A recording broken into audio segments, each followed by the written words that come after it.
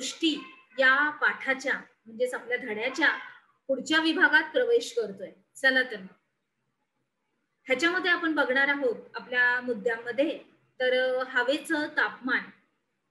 तर हवेचं तापमान हे 0 सेल्सिअस पेक्षा कमी झालं तर मग वस्तूंच्या पृष्ठभागावर चिकटलेले दवबिंदू हे गोठतात.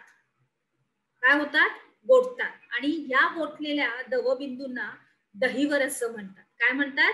दहिवर असं म्हणतात. मग हिवाळ्यामध्ये हे दव आणि दहिवर यांची निर्मिती ही मोठ्या प्रमाणावरती होत असते. आता वृष्टीचे परिणाम. पृथ्वीवर आपल्या उपलब्ध होणाऱ्या जलाचा मुख्य स्रोत कोणता आहे? वृष्टी. मग ही अतिवृष्टी जशी हानिकारक आहे तशीच कमी वृष्टी देखील हानिकारक असते. म्हणजे कमी पाऊस पडला तरीही समस्या, जास्त पाऊस पडला तरीही समस्या. मग अतिवृष्टीमुळे म्हणजेच ओला दुष्काळ म्हणजेच महापूर येतात. मग यामुळं जीवित आणि वित्तहानी ही भरपूर प्रमाणात होते. आणि पाऊस पडला नाही तर मग आवर्षण, कोरडा दुष्काळ ही सुद्धा स्थिती उत्पन्न होते. मग त्याच्यामुळं अन्नधान्याची कमतरता निर्माण होते. मग अन्नधान्य जे आपल्याला आयात करावं लागतं, बरोबर? बघा, थोडासा मुद्दा वेगळ्या पद्धतीने वळलाय, पण नीट लक्ष दिलं तर बरोबर तुमच्या लक्षात येणार. तर आता पुढे शेतकऱ्यांची त्याच्यामुळं परिस्थिती ही हालाकाची असते. बघा, शेतकऱ्याला जास्त पाऊस पडला तरी पण काही अंशी हानी होते आणि कमी पाऊस पडला तरी त्याचं नुकसानच आहे.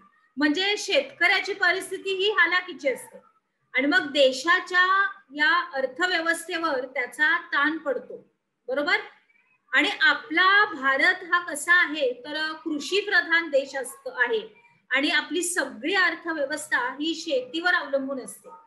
मग आपल्या भारतातील शेती ही मोठ्या प्रमाणावर मोसमी पावसावर ही अवलंबून असते. मोसमी पावसावर.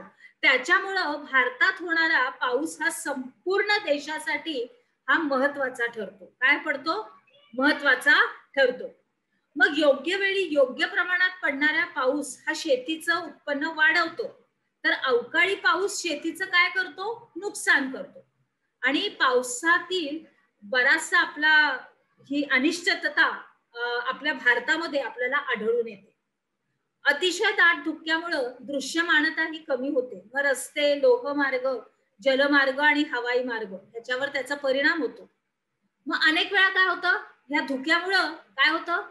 अपघात होण्याची शक्यता असते. काय असते? अपघात होण्याची शक्यता असते.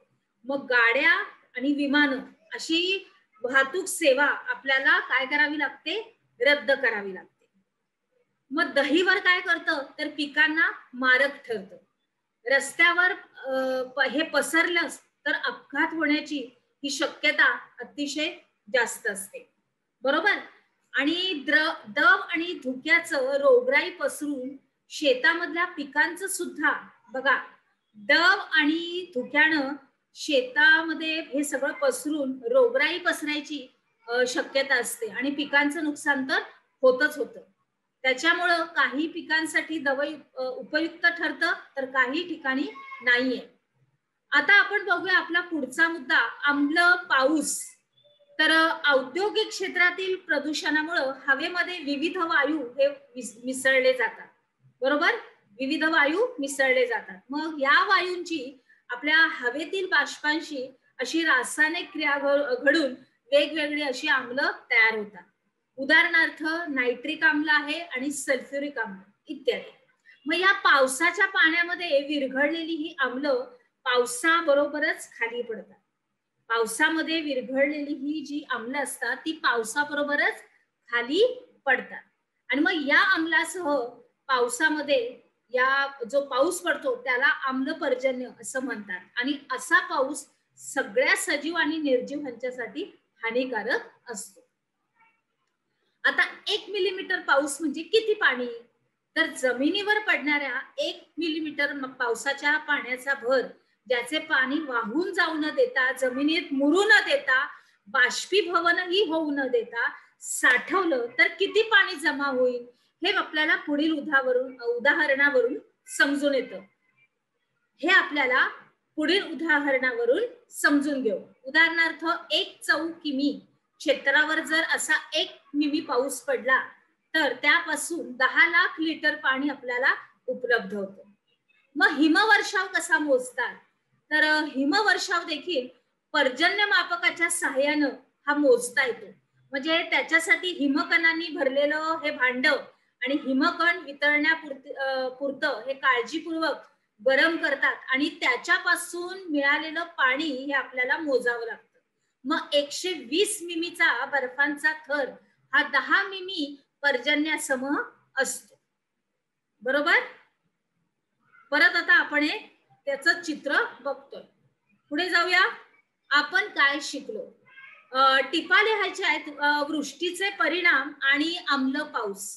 चला आता आपण आपल्या पुढच्या विभागात जाऊया.